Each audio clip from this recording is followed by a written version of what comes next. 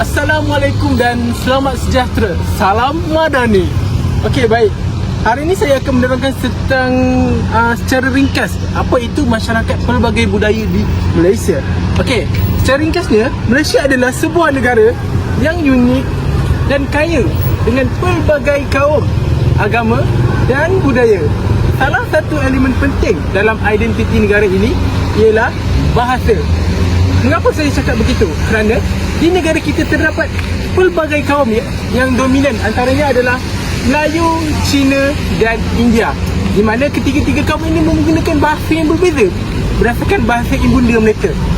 Kepelbagaian bahasa di Malaysia lahir daripada kepelbagaian budaya dengan adanya bahasa Melayu, Mandarin, Tamil, Inggeris serta ratusan bahasa etnik seperti Iban, Kadazan, Bajau dan sebagainya. Seperti yang anda boleh lihat, sekolah jenis kebangsaan Chung Sin yang menggunakan bahasa ibunda mereka iaitu Mandarin untuk mengajar silibus mereka di sekolah ini. Okey, seterusnya, menurut laporan etnolog, terdapat lebih daripada 130 bahasa dituturkan di Malaysia. Ini membuktikan bahawa ini adalah kekuatan kita, negara Malaysia sebagai negara yang mempunyai masyarakat pelbagai budaya dan bahasa yang membentuk masyarakat yang dinamik dan pelbagai. Jadi hari ini saya akan membincangkan berkaitan dengan kesan kepelbagaian bahasa di Malaysia, di mana terdapat kesan positif dan juga kesan negatif. Di belakang saya ini terdapat sekolah jenis kebangsaan Cina, di mana sekolah ini menggunakan bahasa Mandarin sebagai bahasa utama mereka. Di mana daripada aspek positifnya, sekolah ini belajar Melayu, belajar Tamil dan belajar Cina dapat mempunyai bahasa Cina dan dikembangkan lagi utama mereka. Dapat dilihat di belakang saya ini suasana di sekolah jenis kebangsaan Cina ini, di mana gabungan 3 kaum utama di Malaysia.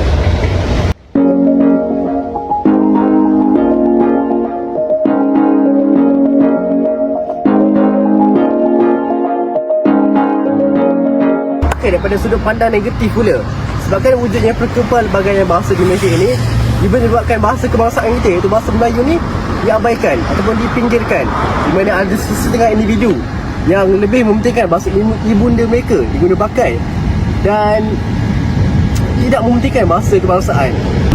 Kepelbagaian bahasa juga dapat dilihat dalam interaksi sosial harian.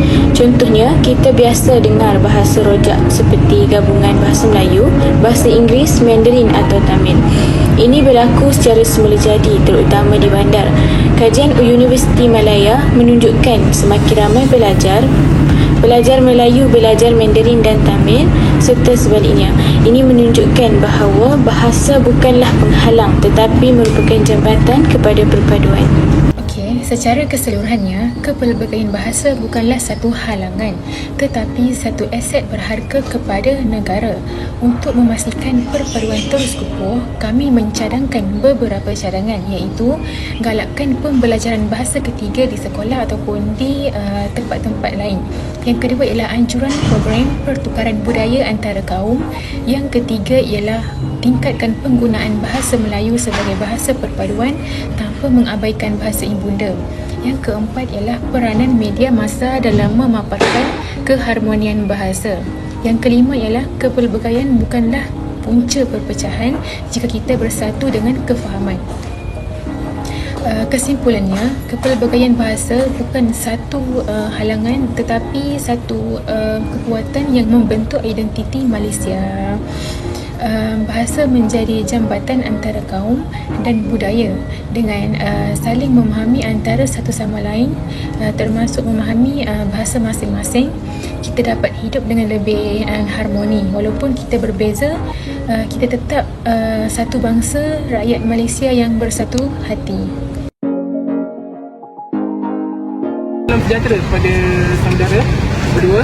Jadi saya ingin menanyakan soalan, apakah adik tahu tentang kepentingan kepelbagaian bahasa yang wujud di Malaysia ini? Pada pandangan saya, kepelbagaian bahasa di negara kita ialah kita dapat mempelajari banyak bahasa. Ya, betul. Kita dapat mempelajari bahasa, kita dapat banyak budaya, kita dapat mempelajari tentang mereka. Assalamualaikum. Abang tahu apa tiga bahasa utama yang digunakan di Malaysia? bahasa utama di Malaysia, bahasa Melayu, bahasa India, bahasa Cina. Okey, sekarang kami menyiapkan tugasan untuk kepelbagaian bahasa lah tajuk tugasan kami. Okey, saya ada dengar yang Lisa boleh berbahasa Cina dengan fasih, betul ke? Ya, betul. Okey, macam mana sebenarnya Lisa belajar bahasa Cina ni? Saya sebenarnya keturunan Cina. Mak saya orang Cina. Lepas tu saya belajar dekat sekolah rendah. Saya sekolah rendah bahasa Cina lah, sekolah bahasa Cina. Faham.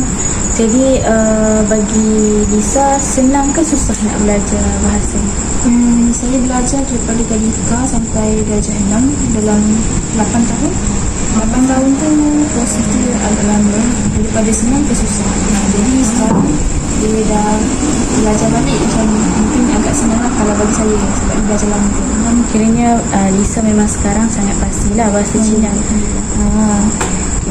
Soalan saya, bagi Lisa ni rasa-rasa penting tak untuk belajar bahasa Cina ni? Bagi saya sekarang memang penting lah untuk kita belajar bahasa baru. Bukan sahaja bahasa Cina, lepas tu belajar bahasa Inggeris pun atau bahasa Arab pun dah okey. Sebab waktu saya sekolah dulu, dalam kelas saya ada 5 orang je belajar Melayu, yang lain semua Cina. Faham.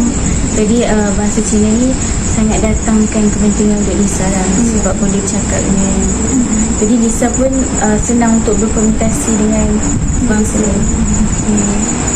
Itu sahaja soalan daripada saya. Terima kasih. Terima kasih. Pelbagaian bahasa dalam masyarakat Malaysia bukan sekadar lambang perbezaan, tetapi cerminan keharmonian dan kekayaan budaya kita. Dengan saling hormat menghormati, kita bukan sahaja dapat memelihara warisan bahasa, malah mengukuhkan perpaduan sebagai rakyat Malaysia yang memiliki pelbagai budaya.